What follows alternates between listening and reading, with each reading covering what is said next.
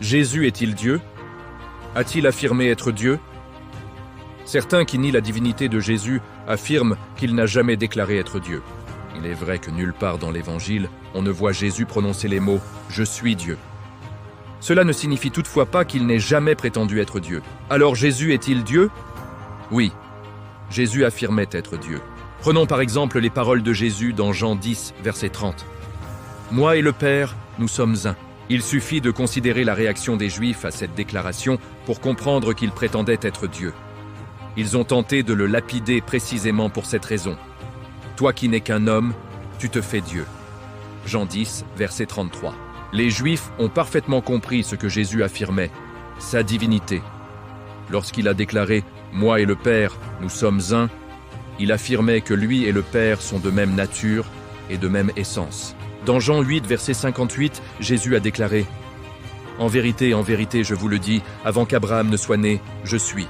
C'est une référence à Exode 3, verset 14, où Dieu s'est révélé à Moïse comme « Je suis ». Les Juifs qui ont entendu cette déclaration de Jésus ont compris qu'il affirmait être Dieu et ont pris des pierres pour le lapider pour blasphème, comme exigeait la loi de Moïse. Lévitique 24, verset 16. Jean insiste sur la divinité de Jésus. Jean 1, verset 1 dit que la parole, Jésus, était Dieu. Et Jean 1, verset 14 déclare que la parole a été faite chair homme. Ces versets indiquent donc clairement que Jésus est Dieu incarné. Paul a exhorté les anciens d'Éphèse à paître l'Église de Dieu, qu'il s'est acquise par son propre sang. Acte 20, verset 28. Qui a acquis l'Église par son propre sang? Jésus-Christ. Et ce même verset déclare que Dieu a racheté son Église par son propre sang. Par conséquent, Jésus est Dieu. Thomas, le disciple, s'est adressé à Jésus en l'appelant « Mon Seigneur et mon Dieu ». Jean 20, verset 28. Jésus ne le reprend pas, mais accepte son adoration. Tite 2, verset 13 nous encourage à attendre la venue de notre grand Dieu et Sauveur, Jésus-Christ. Hébreux 1, verset 8, citant le psaume 45, verset 6, souligne que le Père lui-même désigne Jésus comme Dieu. Mais il a dit au Fils, « Ton trône, ô Dieu, subsistera à jamais.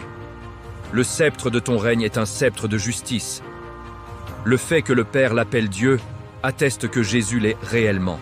À plusieurs reprises, Jésus accepte l'adoration. En permettant qu'on l'adore, Jésus affirmait implicitement sa divinité. Dans le livre de l'Apocalypse, au chapitre 19, verset 10, un ange ordonne à l'apôtre Jean d'adorer Dieu seul. À plusieurs reprises dans l'Écriture, Jésus est adoré. Matthieu 2, verset 11, Matthieu 28, verset 9, Luc 24, verset 52, Jean 9, verset 38. Il n'a jamais empêché personne de le faire. Si Jésus n'était pas Dieu, il aurait dit à ses disciples de ne pas l'adorer, tout comme l'ange l'a fait dans l'Apocalypse. De nombreux autres versets et passages de l'Écriture appuient la divinité de Jésus. La raison principale pour laquelle Jésus est obligatoirement Dieu est que s'il ne l'était pas, sa mort sur la croix n'aurait pas suffi à expier les péchés du monde. 1 Jean 2, verset 2.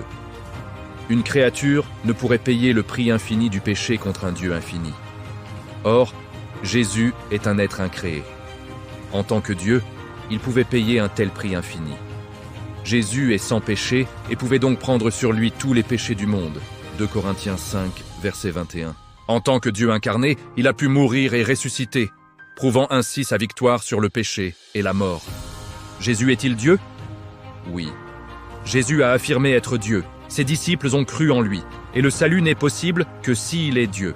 Jésus est Dieu incarné, l'alpha et l'oméga éternel, le commencement et la fin, Apocalypse 22, verset 13, et Dieu notre Sauveur, 2 Pierre 1, verset 1. Le Père aime le Fils, et il a remis toutes choses entre ses mains. Celui qui croit au Fils a la vie éternelle. Celui qui ne croit pas au Fils ne verra point la vie, mais la colère de Dieu demeure sur lui.